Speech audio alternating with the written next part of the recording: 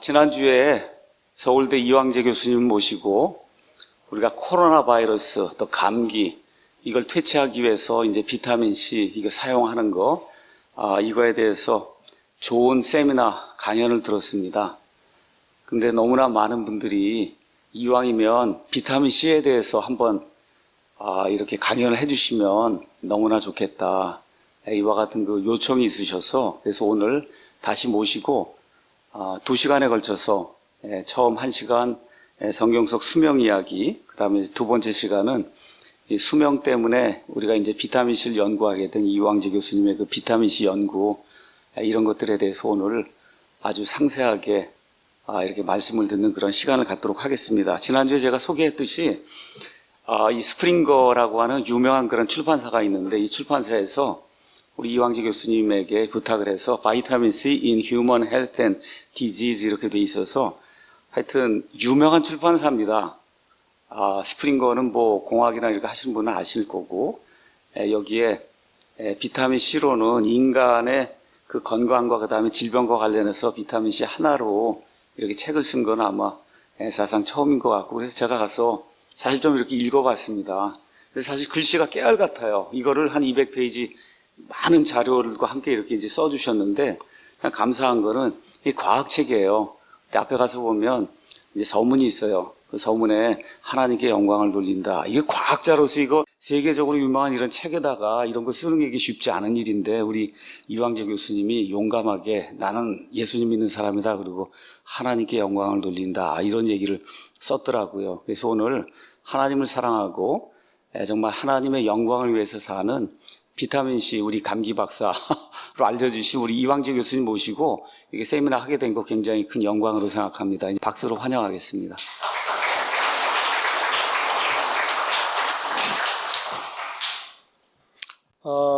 제가 그 성경 속의 수명 이야기로 비타민C 이야기를 시작할 수밖에 없는 이유를 강의를 들어보시면은 아시게 될 겁니다.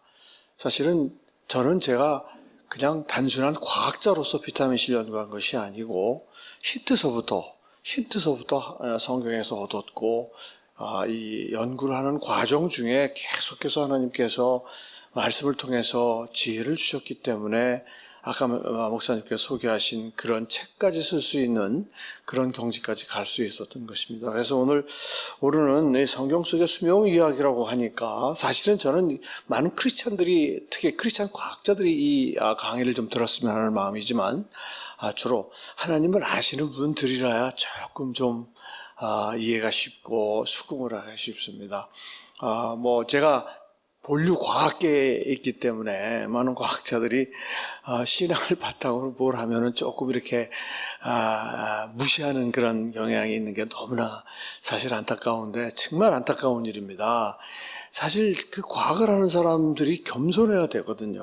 우리가 아는 거는 정말 지극히 작은 하나님의 감춰놓은 비밀에 정말 그 바다 위에 이 백사장에 있는 모래 몇 알 발견한 거 가지고 그 교만함을 나타낼 수밖에 없는 과학자들을 생각할 때 좀 안타까운 마음이 있거든요. 그래서 저는 제가 이 성경 속의 수명 이야기로부터 먼저 비타민C의 이야기 단서를 꺼내려고 합니다. 그래서 같이 은혜를 나눈 시간인데 시간이 짧아가지고 제가 말이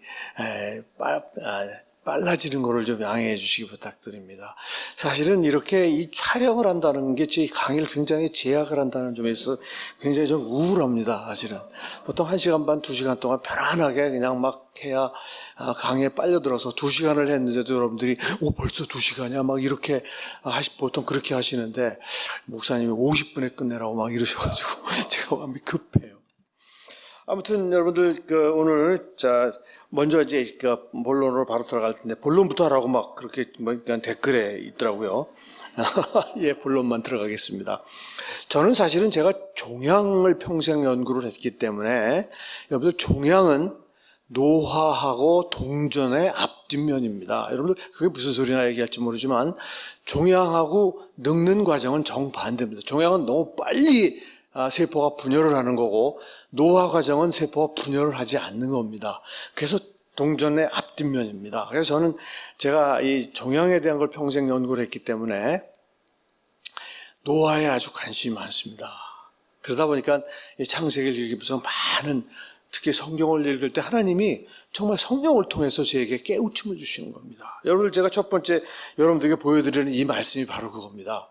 신명기 34장 7절에 있는 이 말씀, 이걸 어떻게 뽑아냈을까요? 여러분들 아마 우리 자 목사님이나 다 마찬가지시겠지만은 성령께서 임하실 때 받는 권능 때문에 저는 이런 것이 제 뇌리에 포착이 되는 거라고 생각을 하는데, 수명에 엄청난 관심을 가진 저에게, 크리스찬 과학자에게 신명기 34장 7절이 포착이 딱 될 때 저는 정말 기가 막힌 생각이 떠오르는 겁니다. 모세가 죽을 때 나이 120세였으나 그의 눈이 흐리지 아니하였고 기력이 쇠하지 아니하였더라. 이 말씀은 수명을 전공한 사람이 이걸 보고 아무 생각이 없다 그러면 그분은 제대로 수명을 전공하신 분이 아니에요. 노아에 대한 연구를 제대로 한 분이라면 당연히 이 말씀을 듣고 큰 감명을 받아야 됩니다. 여러분, 우선 이거는 하나님이 지으신 생명의 원형이에요, 원형. 여러분, 생명은 죽을 수밖에 없다는 얘기는 창세기에 잘 기록되어 있잖아요. 하나님께서 흙으로 사람을 지으셨지만 필경 흙으로 돌아간다고 정해놓으셨습니다. 그런데 그 삶의 형태가 어때야 되느냐? 모세와 같아야 된다는 거예요. 그는 120세 죽었어요. 근데 눈이 흐리지 않아야 했다는 거예요. 눈의 기능이 떨어지지 않았다는 거예요. 우리가 흔히 아는 것처럼 기력이 다해서 죽지 않았다는 겁니다. 여러분들, 이게 바로 하나님이 주신 생명의 원형이에요. 그래서 여러분들은 모세처럼 죽기를 기도하셔야 됩니다. 하나님이 지으신 원형대로 죽기를 기도하셔야 돼요. 여러분들, 동맥경화증, 암, 다 우리가 불러들인 질환이라는 사실을 인식해야 됩니다. 인간들의 죄의 모습으로 나타난 거라는 거. 두 번째는, 저는 여기서 제가 최초로 노아의 이론, 태엽이론이라는 것을 처음으로 제창했습니다. 태엽이론. 무슨 얘기냐면, 여러분, 태엽시계는 태엽을 100바퀴를 돌려놓으면 100바퀴 딱 돌아오면 탁 멈춥니다. 시계가 죽는 거예요. 다시 돌려야 돼요. 여러분, 다시 돌리라는 얘기가 아니고, 하나님이 지으신 우리의 생명의 수명이라고 하는 것은 하나님이 이미 유전자 속에 태엽을, 수명시계의 태엽 감아놓으셨어요. 그래서 그 태엽이 다 돌아오면 모세처럼 120바퀴 근처가 돌아오면 딱 멈추는 거예요. 여러분, 요건 조금 더 자세히 설명드릴 거예요. 그 무슨 뚱딴지 같은 소리냐라고 얘기하실 분이 계시지만 조금 이따 들어보시면 알게 됩니다. 그 다음에 120세 근처의 수명을 하나님은 성경을 통해서 우리에게 알려주고 계시다는 거예요. 여러분들, 오늘날 과학자들의 이구동성으로 인간의 수명은 120세 근처일 것이다. 여러분들, 여기서 제가 제발 좀 부탁을 드리는데 120세에 집착하지 마십시오. 그 120세라 그랬더니, 왜 그러면 120세 조금 더 산 사람은 뭐냐? 당신 틀렸다는 거 아니야? 막 이러고 저를 공격하시는 분이 있어요. 그것도 실학을 하시는 분이. 얼마나 안타까운지 몰라요. 여러분들, 저 역대한가 어디에 보면 128세 산 선지자가 하나 있어요. 야, 네 말에 의하면 120세 정도 됐다는데 왜 128세 살았느냐? 그리고 저한테 막 공격을 하는 거예요. 왜 여호수아는 왜 110세에 죽었냐? 그분은 120세에 집착을 하셔서 그런 겁니다. 여러분들, 생명에 하나님이 주신 이 생명의 다양성은요, 120세 근처라는 얘기는 130세까지 사시는 분도 있고 100세에 죽는 분도 있고 115세에 죽는, 이런 굉장히 전혀 똑같은 시간 안에 죽는 사람은 한 명도 없게끔 만드셨음을 의미하는 것을 이해를 하셔야 돼요. 아무튼 여러분들, 이 모세가 죽을 때 나이 120세였으나 그의 눈이 흐리지 아니하였고 기력이 쇠하지 않았다라는 말씀을 통해서 이렇게 세 가지를 제가 말씀을 드리면서 하나하나 여러분들에게 말씀을 드리려고 해요. 자, 우선 노아라는 거는요, 여러분들, 엄마 뱃속에서 정자와 난자가 딱 만나는 순간부터 노아는 시작되는 거예요. 노아는 시작되는 거예요. 그러니까 노아는 한순간에 일어나는 현상이 아니에요. 끊임없이 이어지는 굉장히 복합적인 과정이라는 걸 이해를 하셔야 되고, 그 다음에 여러분들, 이 노아 얘기할 때 장수라는 걸 얘기하는 걸 들어보셨을 거예요. 장수는 21세기 과학과 기술이 우리에게 준 선물입니다. 선물. 그게 무슨 소린가 좀 이따 자세하게 말씀드릴 겁니다. 그 다음에 편의상 노화는 사실은 그렇게 나눌 수가 있는 게 아닌데 정상 노화와 병적 노화로 나눌 수밖에 없습니다. 여러분들 조금 더 얘기를 들어보시면 그 개념을 분명하게 아시게 될 것입니다. 여러분들, 자, 먼저 장수. 이 장수학이라는 게 뭐냐? 여러분들, 장수학이라는 것은 오래 살기 위해서 과학자들이 다 탐구하고 한 여러 가지 지식들이 모여 있는 그런 학문을 장수학이라고 합니다. 여러분들 그래서 이 장수학의 핵심되는 세 가지 요소가 있어요. 역사적으로 볼 때. 여러분들 무슨 소리냐면 첫 번째는요. 여러분들 너무나 잘 아시는 내용이에요. 첫 번째는 깨끗한 물입니다. 여러분들 60, 70년대 우리가 기억하실지 모르겠는데 60년대에 얼마나 많은 수인성 질환으로 어린아이들이 죽었는지 모릅니다. 정말 많이 죽었어요. 저도 어릴 때 제가 1955년생인데 초등학교 1, 2학년 때 정말 그냥 설사병이 돌면 애들이 다 학교를 못 오고 막 죽는 애도 있고 막 그랬습니다. 그 콜레라, 장티푸스가 그냥 그 봄에 이게 막 도는데 다 그냥 그 물이 지저분하기 때문에 여러분들 그 물이 상수도, 즉 수돗물이 보급되면서부터 그런 질환들이 거의 사라졌죠. 완전히 사라진 건 아니지만 거의 사라졌죠. 이게 첫 번째입니다. 두 번째는 사실은 여기 의술의 발달이 먼저인데 의술의 발달입니다. 의술의 발달이 두 번째 장수학의 조건입니다. 여러분들 의술의 발달은 놀랍습니다. 지금 의술의 발달 때문에 하늘나라에 진작하셨어야 될 분들이 얼마나 많이 이 땅에 살고 계신지 몰라요. 근데 혹시 스텐트 한 분 계세요? 스텐트 한 분 이 자리에 계시다면 사실 하나님의 축복이라고 생각하세요. 의술의 발달을 통해서 아직 살아계신 거예요. 스텐트 하신 분들, 여러분들 정말 그건 의술의 발달이에요. 기가 막힌 거예요. 여러분들 혈관 속에다가 어떤 물질을 집어넣을 수 있다고 하는 것은 이건 정말 과학의 개가예요. 여러분들 원론적으로 혈관 속에는 뭘 집어넣으면 피떡이 생기기 때문에 그냥 즉시 혈관이 막힙니다. 근데 나노 테크놀로지의 발전으로 인해서 집어넣어도 피떡이 생기지 않는 그런 재질이 개발된 거예요. 물론 그것만으로 완벽하지 않아서 항응고제를 평생을 먹어야 되지만 어찌됐건 간에 스텐트를 하면서 20년, 30년을 더 사시는 분, 그러니까 평균 수명을 늘어나는 거예요. 그 다음에 세 번째가 바로 영양의 개선입니다. 영양의 개선. 여러분들 이 영양의 개선, 특히 우리나라는 정말 대단합니다. 여러분들 저는 정말로 전쟁이 끝나고 나서 바로 태어났기 때문에 우리나라가 정말 못 살 때부터 지금 세계에서 가장 잘 사는 나라가 된 이 시점까지를 목격한 정말 행운합니다. 정말 행운해요. 근데 저는 그걸 보면서 특히 제가 의사가 돼서 영양의 개선이라는 것이 이 인간의 수명을 늘리는데 얼마나 중요한지, 특히 대한민국에서 여러분들 밑에 나와 있죠? 한국인 평균 수명이 급격한 증가 원인이 뭐냐가 나오죠?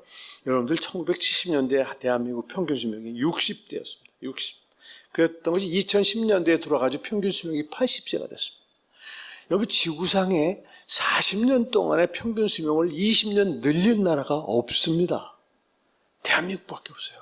대한민국 자랑스러운 나라인데 정말 자부심을 자꾸 잃게 만들어서 정말 우울합니다. 자랑스러운 나라예요. 저는 전 세계를 많이 다니는데 정말 우리나라처럼 잘 사는 나라가 없어요. 그런데 불만도 제일 많아요. 불만도 제일 많아.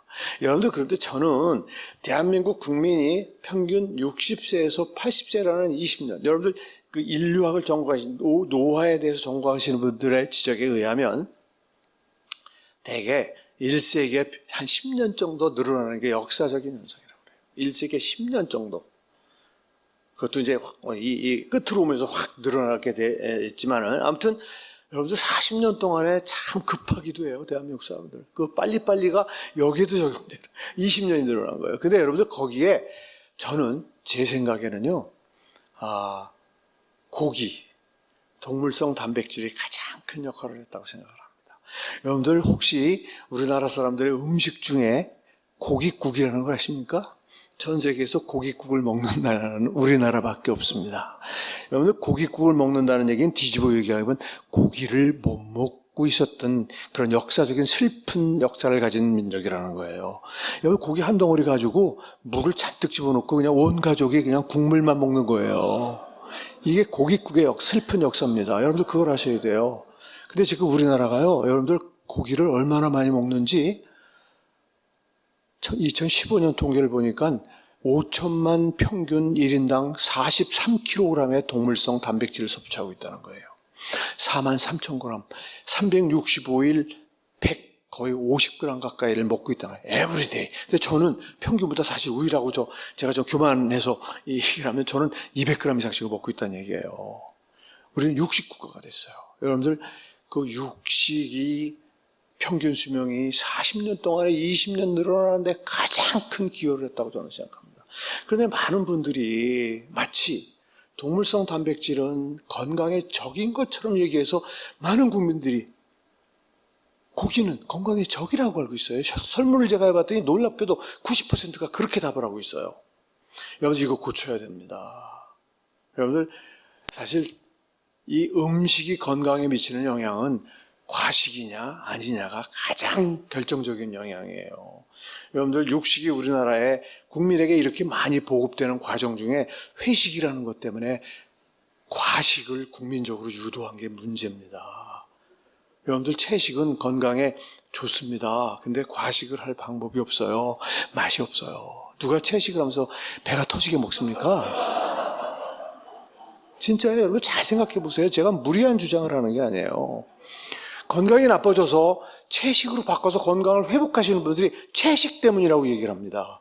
근데 잘 보면 채식하시는 분들은 과식을 안 해요. 균형 잡힌 게 뭐 오히려 그냥 식사를 적게 하고 막 이렇게 엄청나게 신경을 쓰기 때문에 건강해진 거지, 여러분들 제가 채식이 나쁘다는 얘기를 하는 게 아니에요. 채식과 육식을 직접 비교하지 말라는 거예요. 같이 해야 돼요. 골고루. 좌로나 우로나 치우치면 안 된다는 거예요. 채식과 육식을 골고루 해야 된다는 말씀을 제가 드리려고 하는 겁니다. 그런데 아무튼 대한민국 사람들 육식이 건강을 해친다라는, 물론 여러 가지 과학적 에비던스, 여러분들 그거는요, 고기를 그냥 하루 종일 고기만 먹는 사람들에게 나타나는 일이에요. 제발 균형 잡힌 지식을 가져주시길 부탁을 드립니다. 그러니까 다시 돌아오면 다시 여러분들 이 장수학의 세 번째 조건, 제가 영양의 개선과 관련돼서 말씀드린 거예요. 이 세 가지 조건이요, 사실은 여기에 물론 뭐 스트레스 뭐 여러 가지, 그거는 지수할 수가 없어요. 장수학에 그걸 넣을 수가 없어요. 그래서 이 객관적으로 우리가 가늠할 수 있는 세 가지를 장수학의 세 가지 요소라고 그래요. 그래서 지금 이 자리에 계신 분뿐 아니라 대한민국의 많은 사람들이 이 장수의 세 가지 조건을 거의 충족을 하고 있습니다. 그래서 이 장수학의 조건을 충족을 했기 때문에 수명은 늘어났지만 수명이 늘어난 거지 안 죽는다는 건 아니다 이 말이에요.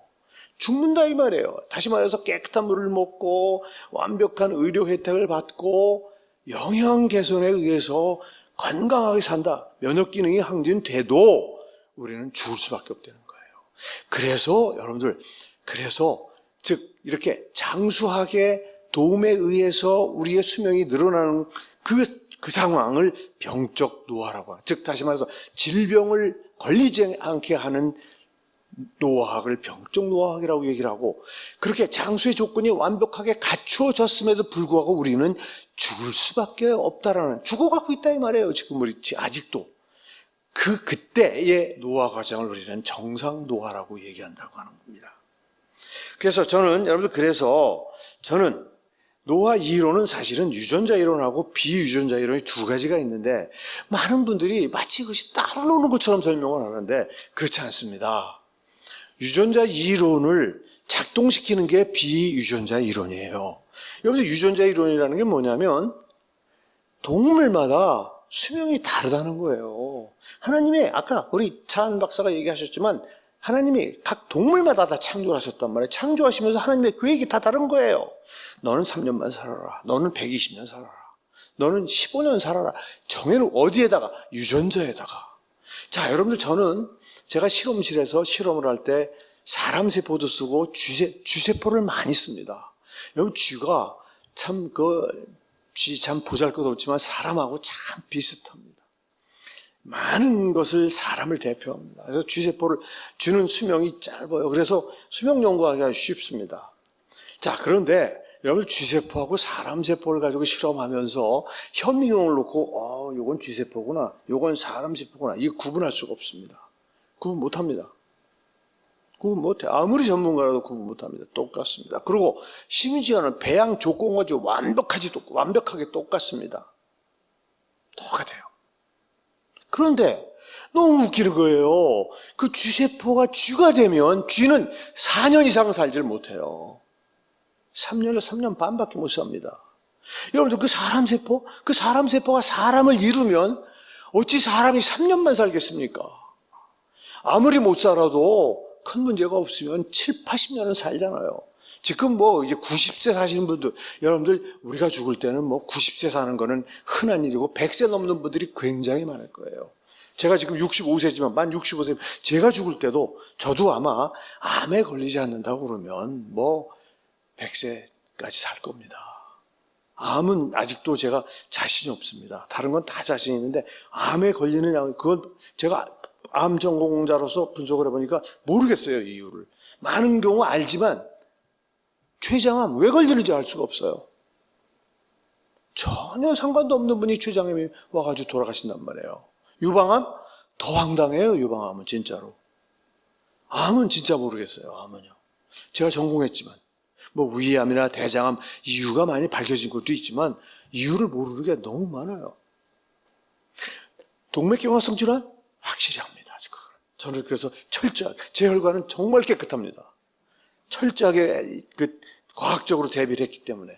그래서 혈관 질환은 저는 걱정하지 않아요. 그런데 암은 정말, 여러분들 그러니까 아무튼 지금 말씀드린 것처럼 사람하고 제가 뭐 여러 가지가 있지만 그냥 극단적으로 사람과 쥐를 비교할 때 이거는 유전자가 다른 거예요.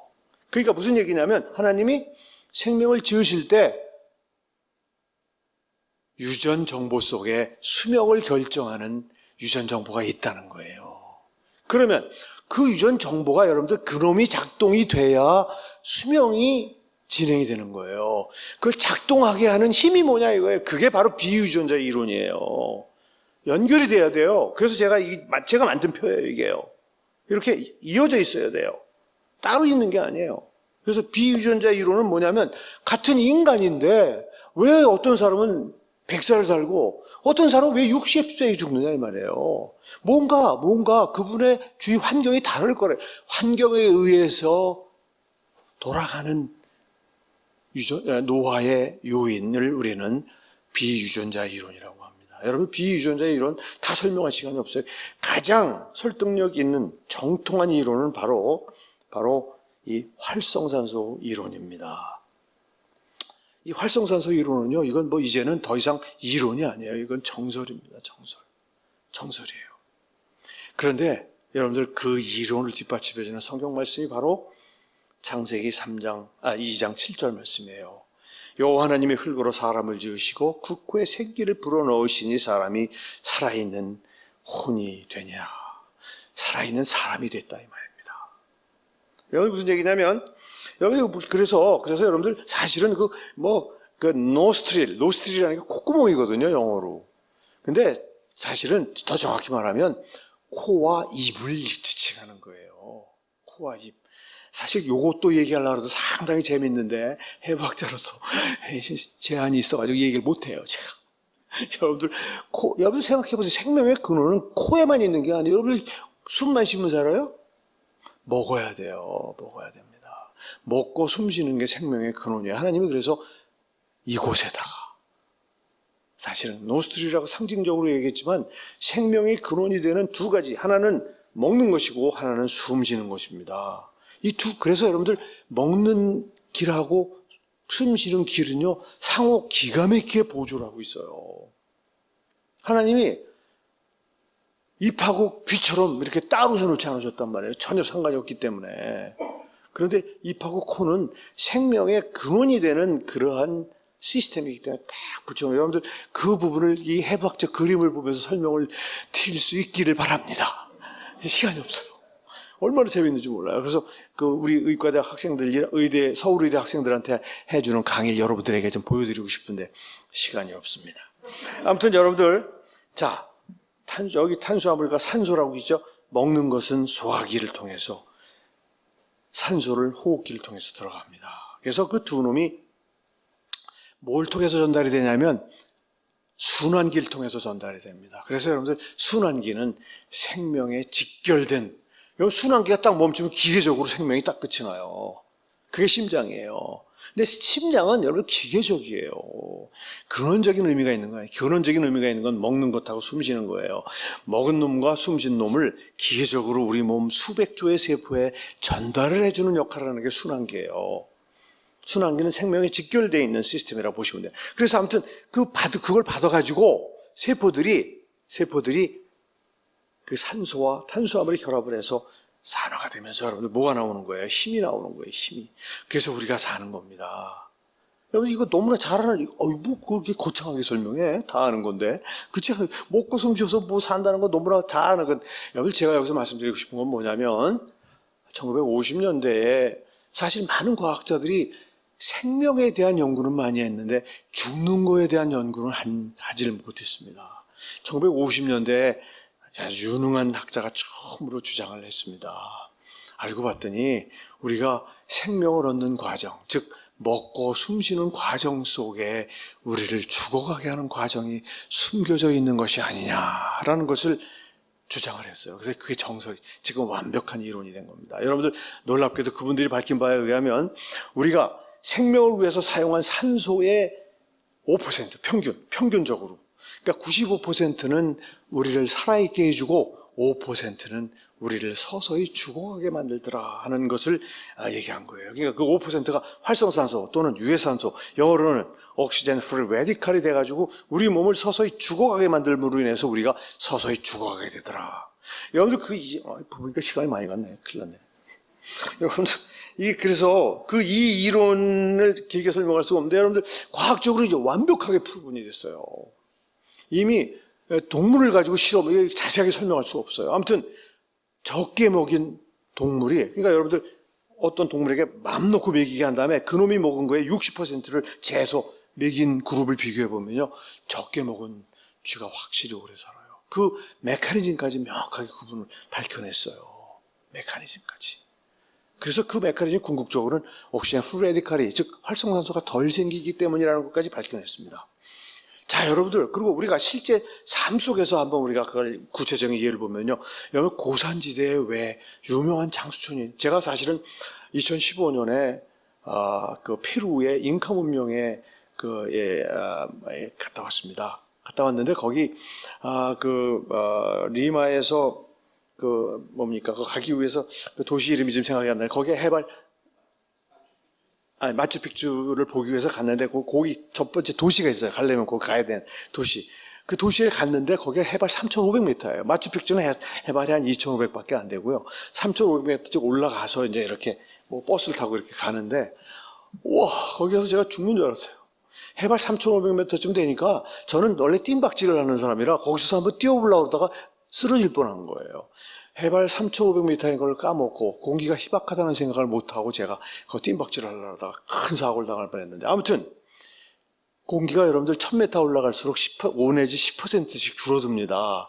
그래서 해발 한 3,500쯤 되면요, 진짜 여러분들 힘들어요. 막 가만히 있어 숨이 찹니다. 여러분들, 그런데 거기에서 평생 사신 분들은요, 아무 문제가 없어요. 그냥 뭐 계단을 막 뛰어 오르내려요, 그냥. 그러면서 그 가이드가 저한테 그러더라고요. 교수님, 여기 되게 못 살아요. 쿠스코라는 도시예요. 여기 되게 못 사는데 우리나라 70년대 같은데 왜 이렇게 90세, 100세 되는 노인네들이 많아요? 여러분들, 되게 못 쓰고 그냥 뭐 주름도 많고 이런 노인네들이 많다는 거예요. 여러분, 실제 장수학을 연구하시는 분들의 그 지역별 저게 보면은 고산지대가 장수촌에 들어가 있는 건 뭐 틀림없는 사실이에요. 여러분들 아시는 것처럼 그분들은 어쩔 수 없이 이 해발 100m, 즉 인천 해발 100m야. 바로 바다하고 똑같기 때문에 해발 100m에서 사신 분들하고는 뭐 사용하는 산소의 양이 다를 수밖에 없어요. 그러니까 그분들은 그냥 거기 적응해서 어쩔 수 없이, 물론 컴펜세이션이라는 걸 하긴 해도 컴펜세이션을 받는 사람보다는 원래대로 공격을 많이 받는 사람이 수명이 줄어드는 거예요. 그래서 그분들이 많이 사는 거예요. 그 다음에 열대지방, 여러분들 열대지방에 장수촌이 없어요. 잘 보세요. 북위 5도와 남위 5도 사이에 장수촌이 없어요. 딱 하나, 싱가포르. 고도로 잘 사는 싱가포르는 여러분들 에어컨 때문에 열대지방이 아니에요. 거기는요. 여러분들 추워요. 싱가포르 가면요. 거의 실내에서 살기 때문에. 그리고 차를 타면 얼마나 추운지, 차는 똥차인데 그냥 얼마나 에어컨이 잘 돼 있는지 여러분들. 왜냐하면 1년 내내 30도가 넘기 때문에 거기는 에어컨이 없으면 안 돼요. 아무리 차가 이제 허름한 차를 해도 에어컨이 안 돼. 그래서 그분들은 하루 24시간 중에 30도 넘는 데서는 뭐 2-3시간밖에 안 지내요.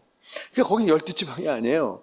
거길 빼놓고 열대지방은요, 여러분들 수명이 평균 60세가 안 됩니다. 왜 그럴 것 같습니까? 여러분 생각해 보세요. 이상하다. 그 더운 데면 오히려 에너지를 안 쓰니까 오래 살 거. 그러니까 에너지를 많이 쓴다는 얘기예요. 자기 생명을 위해서. 여러분 생각해 보세요. 여러분 여름에 지쳐요? 겨울에 지쳐요? 언제 지치죠? 보신탕 언제 먹어요? 여름에 드시잖아요. 여러분들 겨울에 에너지를 많이 쓸 것 같지만 그렇지 않아요. 겨울에는 체온을 지키기 위해서 에너지를 지킵니다. 문을 꼭꼭 닫잖아요. 에너지를 많이 안 씁니다. 여름에는 여러분들 아무것도 한 거 없는데 그냥 아침부터 방학 때 그냥 부채질만 하고 있었는데 저녁 때쯤 되면 쭉 늘어지잖아요. 그게 왜 그래요? 더위가 여러분 에너지를 많이 뺏어간 거예요. 더위 때문에 에너지를 발산하는 거예요. 그래서 실제 여러분들 대사율도 여러분들 몸이 30도일 때 대사율에 비해서 영하 20도의 대사율 거의 30-40% 차이가 납니다. 대사율이 온도가 높으면 높아진다 이 말이에요. 즉 대사율이 뭐예요? 에너지를 소비하는 비율이에요. 우리 몸, 내가 움직이는 게 아니라 우리 몸의 시스템이 생명을 유지하기 위해서 쓰는 에너지를 기초대사율. 그 기초대사량이 올라가요. 그러니까 여러분들 열대지방 사람들은요, 가만히 있어도 에너지를 많이 쓰는 거예요. 그러니까 물론 여기에 무슨 뭐 좀 하이진이 떨어집니다. 잘 못 살기 때문에 지저분하고 이런 것들이 있지만 핵심되는 이유는 바로 에너지를 많이 쓰기 때문에 활성산소의 공격을 많이 받는다라고 보는 거예요. 여러분들 정말 기가 막힌 거는 여성이 남성보다 오래 산다는 거예요. 여러분 그거는 과학적으로 확실히 규명된 거예요. 여성들이 평생 남성들보다 산소를 덜 써요. 그 증거는 확실한 게 뭐냐? 의과대학 1학년 책에 남녀의 호흡량이 나옵니다. 가만히 이렇게 숨 쉴 때 들이쉬는 호흡의 양이 여성은 450cc, 남성은 650cc를 들이쉽니다. 지금 여기 계신 남녀들 뭐 지금 숨 죽일 필요 없습니다. 지금 죽여봐야 별 차이가 안 나니까. 여러분들 남성들이 거의 200cc 정도 더 쉬고 있어요. 그리고 그거를 입증하는 더 분명한 이유는 이 근거는 뭔지 아세요? 적혈구의 수가 여성이 적다는 거예요. 여러분들 적혈구는 바로 그 산소를 운반하는 트럭이에요. 450cc를 들이마시는 여성과 650cc를 들이마시는 남성과 그 운반하는 트럭의 수가 같을 수가 없어요. 그건 하나님의 오묘한 진리가 아니에요. 하나님의 질서는요, 기가 막히게 이코노미컬합니다. 경제적이에요. 낭비적인 요소가 없어요. 그래서 여러분들 백혈구의 수는 남녀 구분이 없어요. 1세제곱미리당 5천에서 10,000 정도를 정상이라고 얘기를 하는데 적혈구의 수는 남녀의 차이가 있어요. 정상 수치가. 남자는 평균 500만, 여자는 평균 400만 그렇게 돼 있어요. 여러분들 그 수치가 조금 차이가 있을지 모르지만 아무튼 한 20% 정도 여성이 적은 게 정상이에요. 왜 그래요? 산소를 덜 쓰고 있기 때문에. 산소를 덜 쓰면 활성산소 덜 나옵니다. 그래서 여성들 평균 수명 지금 86세인가 7세인가 그렇고 남성 평균 수명 80, 정확하게 10% 남성이 수명이 짧습니다. 여러분들 이 활성산소 이론이 정확한 이유고, 그 다음에 또 하나 여러분들 운동. 이거 굉장히 중요한 거죠. 여러분들 왜 운동선수들이 수명 짧다는 말 많이 들었죠? 사실이에요. 여러분들 전 세계적인 사실이에요. 1964년 동계올림픽 육상선수 지금 한 60년 가까이 됐는데 살아있는 사람이 없어요. 단거리 육상선수 한 500명을 추적해도 살아있는 사람이 없어요. 70세 넘어까지 산 사람이 없다는 거예요, 거의. 그 다음에 여러분들 보시면 알겠지만 가장 기수병이 성직자들이죠. 성직자들이 가장 오래 살아요. 여러분들 우리나라 통계 이거는요. 지난 2015년인가에 지난 70년 동안 대한민국 사람들 그 직업별로 이 자기 살아있는 동안에 직업을 신고하신 분들이 태어나서 죽은 분들의 통계를 가지고 여러분들 한 분야의 통계가 막 수백만이니까 이건 굉장히 의미 있는 데이터예요. 성직자들이 80에서 84세. 그다음에 가장 짧은 수명이 스포츠인하고 언론인이라는 건 정말 눈여겨볼 만한 그런. 여러분 이건 실험이 아니에요. 통계란 말이에요. 그러면 왜 그런지를 우리가 분석을 해야 되는 거예요. 실험이 아니에요. 자연스러운 현상이란 말이에요. 그 자연스러운 현상을 우리가 저희 같은 과학자들이 설명을 해줘야 되는 거예요. 물론 여러분들이 복잡하지만 아무튼 주된 leading cause, 핵심이 되는 이유는 바로 활성산소 때문일 거라는 거예요. 여러분들 여기에 하나만 더 말씀드리면 성직자들 중에서도 노래하는 성직자는 거의 90세 가까이 돼요. 88세인가 그래요. 그러니까 이 노래가 정말 굉장히 종교적인 그런 엑솔테이션 효과랄까 뭐 이런 것이 있는 것 같아요. 그래서 여러분들 사실 가수들이 오래 살아요. 그러니까 여러분들 아시죠? 우리 신앙 때문에 성직자들이 아무래도 스트레스, 이 성직자가 오래 산다는 건 스트레스가 수명에 엄청난 영향을 미치고 있다는 그런 거가 관련된 겁니다. 아무튼 자, 여러분들 이제 이렇게 우리가 수명에 대해서 뭐 더 자세히 좀 살펴봐야 되지만 이렇게 보고, 자, 그러면 성경 속에서는 이 수명에 대해서 어떠한 가르침을 우리에게 주고 있는가를 좀 보려고 그래요. 여러분들 정말 놀랍게도, 여러분 사실 성경에 보면 족보가 많이 나오는데 족보 속에 수명을 적어 놓고 있는 데는 몇 군데밖에 없어요.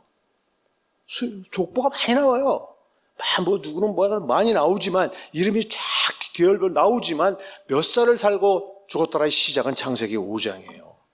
아담의 족보를 보면은요, 여러분들 뭐 길게 할 시간 말씀드릴 수 없는데, 아무튼 평균 900세가 넘어요, 수명이요.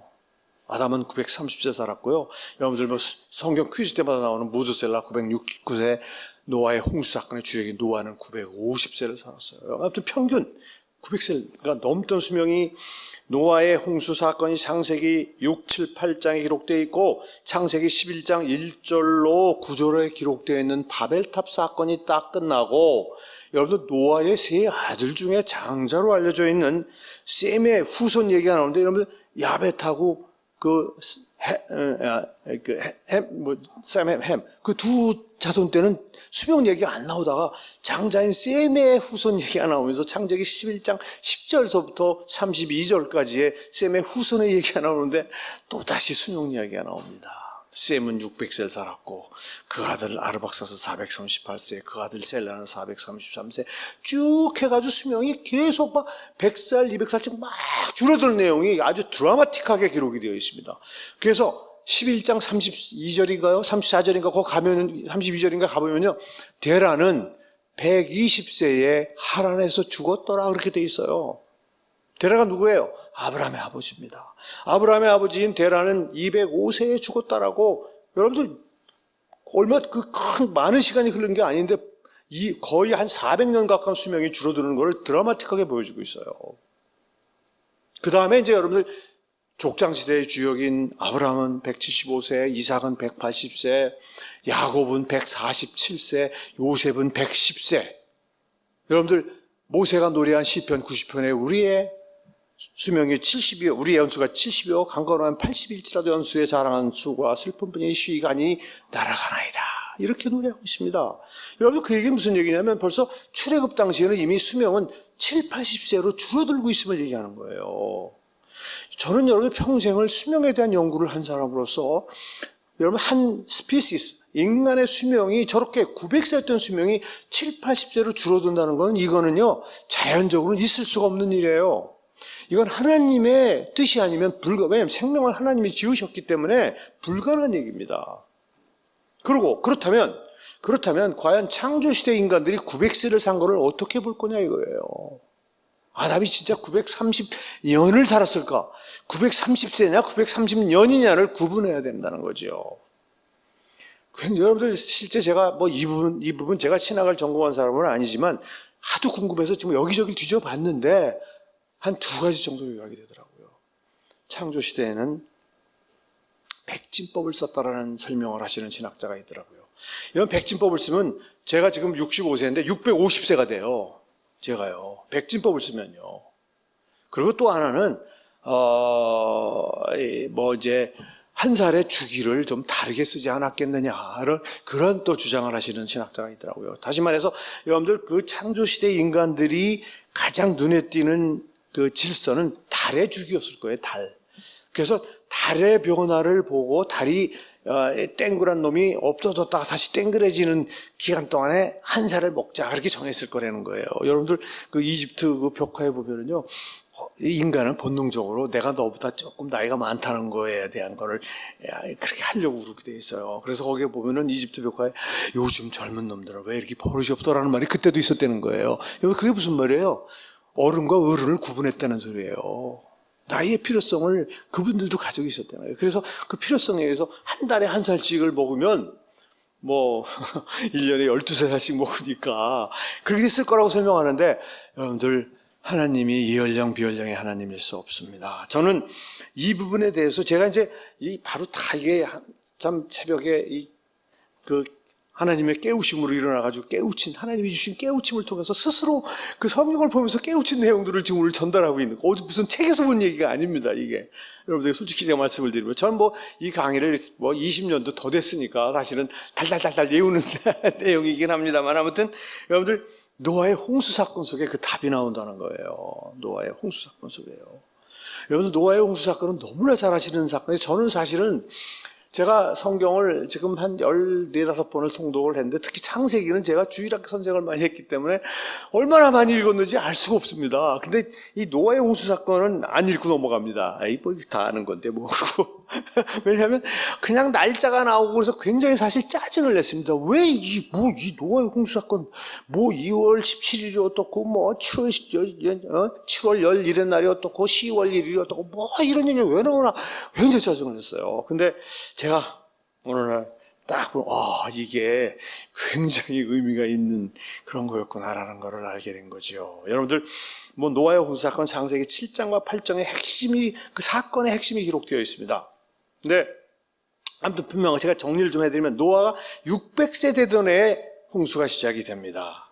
노아가 600세 되던 비가 왔다는 게 아니고 600세 되던 해에 홍수가 시작이 되는데, 방주에 들어간 거는 노아가 600세 되던 해 2월 10일 날 방주로 들어갑니다. 그리고 7일 뒤에, 여러분들 거기 보면은 뭐 정결한 동물은 7쌍을 데리고 들어가서 7자를 또 얘기를 하십니다. 그리고 그 부정한 놈은 2쌍이라고, 뭐 나중에 뭐 그냥 암수 2쌍이라고 얘기하지만, 사실은 앞에 보면 정결한 동물은 7쌍이라고 되어 있고 부정한 건 2쌍, 새도 7쌍을 가지고 들어가라고 되어 있습니다. 아무튼 그렇게 해서 7일 뒤에는 홍수가 시작이 되는 거예요. 그게 언제입니까? 2월 17일. 2월 열일의 날 홍수가 7일 뒤에 비가 내릴 거라고 했는데 2월 17일이라고 그렇게 되어 있는 거예요. 그러니까 홍수가 시작된 건 2월 17일에 홍수가 시작되는데, 여러분들 뭐라고 그랬어요? 기품의 샘과 하늘의 창문이 열렸다고 했어요.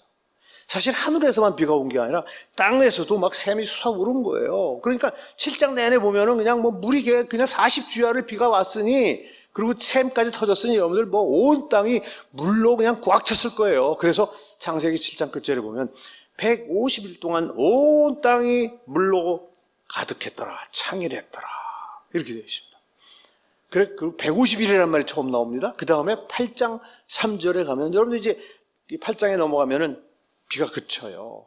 바람이 불기 시작을 합니다. 그래서 물이 막 감하는 얘기가 나오는데, 8장 3절에 보면 150일 후에 물이 감하고 라는 150일이란 말이 또 한 번 나옵니다. 그리고 8장 4절에 드디어 7월 11일 날 방주는 아라랏산에 걸렸다라고 딱 나오는 순간, 저는 이게 이래서 하나님 정말 무서우신 분이구나. 저는 그때서 이유를 분명하게 알았습니다. 여러분들, 2월 17일로부터 150일 후가 7월 17일인데 한마디도 5개월 뒤라는 말 안 하고 계시다는 거예요. 5개월 뒤라는 말 안 하시고 150일이라는 말을 2번을 하시면서 7월 17일을 얘기한다는 얘기는 무슨 얘기냐면요, 2월 17일과 7월 17일 사이가 150일이니까 5개월 아니에요.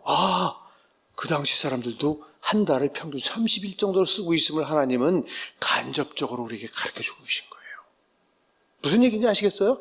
지금 노아의 홍수 사건 속에 이 날짜들을 열거하면서 하나님은 뭘 가르쳐주기를 원하냐면, 창조시대 인간들도 1년을 거의 12달 정도로 하고, 그게 여러분들 노아가 600세로부터 601세 되는 기간이라는 걸 알려주기를 원하시는 거예요. 여러분들 그 이후에 10월 1일 드디어 잠겼던 산봉우리 드러나고 노아의 8 식구는 이제 초조하게 땅으로 내려갈 걸 기다리면서 40일을 또 기다립니다. 물이 안 빠지죠. 비둘기가 계속해서 다시 돌아옵니다. 까마귀가 돌아옵니다. 7일을 또 기다렸다. 7자를 또 강조를 해요. 또 7일을 기다렸다고 해서 무려 40일, 7일, 54일, 10월 1일 이후에 54일을 기다렸다는 얘기는 아까 한 달이 30일이라는 거라고 했으니까 최소한도 11월 25일까지를 기술을 한 거하고 똑같은 거예요. 그러고 나서 비로소 노아가 601세 되던 정월 1일 드디어 지면에서 물이 거쳤다. 이렇게 설명하고 있어요. 근데 여러분들 물이 거쳤지만 아직 질퍽거려서 노아의 8 식구는 내려올 수가 없는 거예요. 무려 거의 2달 가까이 더 기다려서 노아가 601세 되던 2월 27일에 드디어 8 식구가 다 나왔다라고 되어 있습니다. 여러분들 무슨 얘기인지 아시겠죠? 노아 창조시대의 대표적인 인물 950세를 산 대표적인 인물인 노아가 600세로부터 601세를 먹는데 결코 한 달이라는 짧은 시간에 먹지 않았음을 성경은 분명하게 보여주고 있는 거예요. 그러니까 여러분들 무슨 얘기냐면 노아는 950년을 산 게 확실한 거예요. 지금 성경만을 볼 때요. 우리는 바이블 빌리버 아닙니까? 목사님 맞죠? 예, 바이블 빌리버기 때문에 확실히 믿습니다. 예? 그러니까 창조시대 대표적인 인물인 노아가 한 살을 먹는데 1년 12달 300, 여러분 1년이 한 달이 32일, 지금 2월도 기술했죠. 7월 기술했죠. 10월 기술했죠. 11월 25일까지는 기술하고 그 다음에 넘어간 거기 때문에 결국 1년이 12달이라는 건 여러분들 믿고 하나님이 다 언급 안 하신 거예요. 12월까지 언급 안 하신 거예요. 아시겠어요? 그러니까 1년 12달 365일이 지나야 비록 우리랑 365일이냐 이거는 아니더라도 거의 비슷한 시간이 지나야 한 살을 먹는, 즉 950년을 노아가 살았다는 거예요. 그래서 우리는 그러면 그 950년의 수명이 왜 모세, 즉 출애굽 시대, 즉 지금으로부터 약 3,500년 전에는 그 수명, 여러분들 뭐 아까 차 박사님께서 6,000년이라, 아무튼 6,000년이라고 치더라도 이 인류 역사의 절반쯤 되는 시점에 수명은 왜 거의 10분의 1 이하로 줄어들고, 여러분들 아시는 것처럼 그 수명은 무리의 연수가 70여 강가오는 80일째라고 노래한 모세, 3,500년의 모세, 대표적인 인물인 모세의 노래에 의하면 지금 우리 수명은 유지되고 있다고 볼 때 뭔가 변화가 있었지 않겠느냐라는 생각을 하지 않을 수가 없는 거예요. 자, 수명이 그렇게 줄었다는 얘기를 하기 전에 한 가지만 더 제가 여러분들, 저는 이제 오늘 비타민C 얘기를 하러 온 사람이기 때문에 성경 속에서 비타민C 이제 끄집어내자는 거예요. 자, 여러분들 여기서 비타민C 전문가로서 제가 깜짝 놀란 건 뭐냐면, 여러분들 노아의 8 식구가 방주에 2월 10일에 들어갔어요. 600세 되던 해 2월 10일에 들어갔는데 방주에서 나오는 데는 601세 되던 해 2월 17일에 나왔습니다. 그런데 성경 창세기 7장 3절과 4절을 보면은 노아와 그 아내와 그 아들 셈, 야벳과 그 며느리까지 8명이 들어갔다고 정확하게 기록하고 있고, 8장 16절, 8장 19절에 계속해서 얘기 나오는데 2월 26일, 노아가 601세 되는 2월 27일에 8 식구가 다 나왔음을 분명하게 하고 있어요. 여러분 무슨 얘기냐면, 여러분들 아까 말씀드린 것처럼 노아의 8 식구가 그 방주에 갇혀 있었던 기간이 1년 17일이에요. 1년 17일을 갇혀 있었는데 한 명도 죽지 않고 다 나왔다는 거예요, 땅으로요. 여러분 이건 불가능한 얘기예요. 그건 불가능한 얘기예요. 비타민C 과학자가 볼 때는 불가능한 얘기예요. 왜? 여러분들 괴혈병 때문에 거의 다 죽었어야 됩니다. 여러분 그 얘기는 무슨 얘기냐면요, 여러분 비타민C가 발견된 역사를 우리가 보면 금방 알아요. 여러분들 영국 해군이 18세기 중반에요, 여러분들 전 세계를 바다를 통해 지배해가지고, 여러분들 예컨대 영국에서 전 남아공이라는 데는 다이아몬드하고 금이 많이 나기 때문에 거기 정말 많이 갔어요. 그래서 거기를 완전히 점령해서 특히 케이프타운 같은 건 영국이 와서 새로 완전히 건설할 정도로 멋진 도시를 만들 정도로 거기를 왔다 갔다 많이 할 때 제임스 린드라는 해군 군의관이 거기를 왔다 갈 때 탔다는 거예요. 여러분 생각해 보세요. 북반구에서 적도까지 와서 또 저 남반구 끝이기 때문에 굉장히 오랜 기간 동안 그 범선을 타고, 그때 증기기관차도 없었을 때 아니에요. 여러분들 거기 가는데 몇 개월이 걸렸다는 거 아니에요. 지금 뭐 2, 3일이면 가를 때를 몇 개월이 걸려서 가야 되는데, 여러분들 그때 기록을 보면, 그때 그 중세의 여러분들 바다가 중요한 교통수단인데, 그때 그 기록을 보면 배를 타고 탐험을 나가든 전쟁을 나가든 고기를 잡으러 나가든 대개 한 몇 개월의 항해를 거치면 보통 절반의 절반의 병사들 또는 선원들이 죽었대. 평균. 여러분 바스코 다가마는 그보다 더 저기에 여러분들 아시는 것처럼 170명이가 나갔는데 50몇 명이 살아 돌아왔어요. 1년 반 이 동인도양을 발견하고 돌아올 때 여러분 유명한 포르투갈의 이 탐험가 아시죠? 이 바스코 다가마라는 사람이 한 1년 반 동안 동인도양 발견으로 돌아왔는데 그때 벌써 170명이 나갔는데 56명만이 살아 돌아왔어요.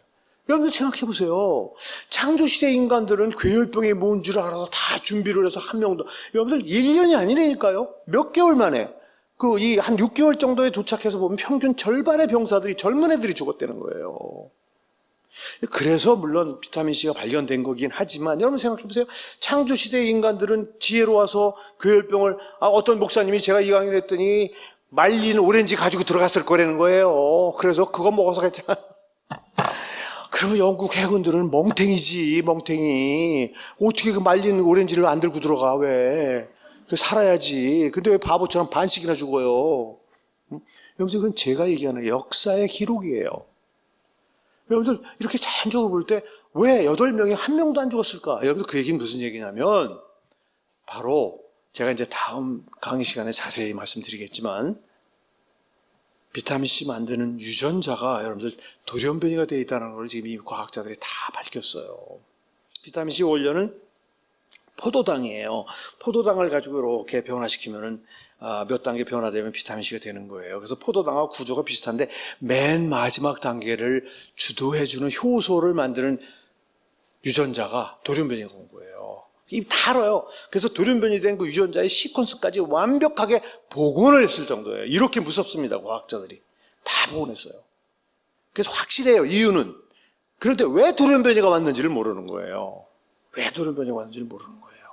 그런데 아무튼 여러분들 그 돌연변이가 묘하게 영장류에게만 와 있다는 거, 이거를 우리는 한번 주목을 해보자는 거죠. 영장류에게만 왜 돌연변이가 왔을까? 자, 여러분들 아시겠습니까? 그러면 그 노아의 방주에 타고 있었던 그 8명은 여러분들 사실은 싱싱한 거를 1년 17일을 못 먹은 게 아니에요. 그들이 내려왔을 때는요, 무릇 숨 쉬는 건 다 죽여버린다고 했기 때문에 아무것도 없는 폐허의 땅이었어요. 거기서 다시 싱싱한 걸 얻어내는 데는 최소한도 3, 4개월은 걸렸을 거예요. 거의 1년 반 정도를 아무것도 안 먹고도 그렇게 다 살아있었다는 얘기는 바로 그 유전자가 최소한도 노아의 홍수 사건까지는 살아있었다는 얘기예요. 노아의 홍수까지는 분명하게 살아있었고 그 이후에 유전자의 돌연변이가 왔는데 영장류에게만 온 거예요. 여러분들 인간에게만 온 게 아니라 영장류에게 온 거예요. 프라이메이트. 그걸 분명하게 제가 저는 그래서 여러분들 제가 이제 신앙적으로 저는 과학적 근거는 없지만 아까 제가 잠시 여러분들에게 힌트를 드렸는데 이 비타민C 왜 영장류에게서만 돌연변이가 왔을까 하는 걸 여러분들이 생각을 해봐야 되는데 저는 이제 바벨탑 사건을 주목하는 겁니다. 여러분들 바벨탑 사건은 사실 우리 크리스찬들에게 굉장히 중요한 사건임에도 불구하고 별로 그렇게 강조들을 안 하시는데 여러분들 크리스찬들이 제일 경계하는 게 뭐예요? 교만 아니에요, 교만. 교만을 꾸짖은 사건이 바벨탑 사건이에요. 인간의 교만함이 하늘을 찌르는 사건입니다. 그래서 하나님은 언어를 다르게, 공식적으로는 언어를 다르게 하셨다고 하지만은 저는 그때 이 유전자의 변화를 돌연변이를 일으키는 일을 그때 하신 게 아닌가 하는 그런 생각을 하는 거예요. 여러분들 그렇게 유전자의 그 변화가 오기 시작하면 몇 세대에 걸쳐서 수명이 막 줄어드는 일이 생길 수밖에.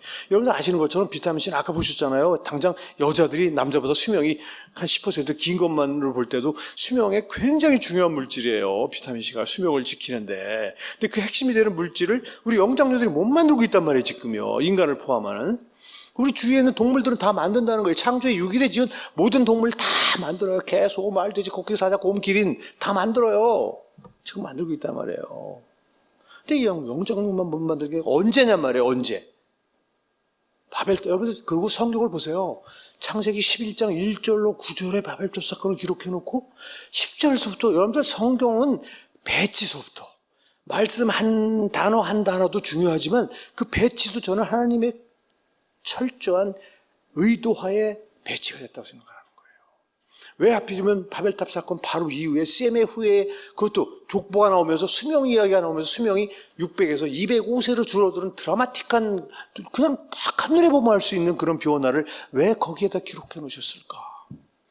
그리고 분명한 건 아무튼 노아의 홍수 때까지는 있었다는 걸 확실한 사실이고, 그리고 그 이후에 수명이 줄어들고 있고, 그 현재 우리는 확실하게 그 유전자까지 찾아냈고 라는 그런 사실들을 종합해 볼 때 바벨탑 사건이 무리겠느냐라는 게, 여러분들 뭐 증거가 없는 과학적 증거가 없기 때문에 제가 강력하게 주장은 못하지만 신앙인으로서 저는 뭐 사실 확실하게 믿고 있습니다. 그러면서 우리에게 주는 메시지가 뭐냐?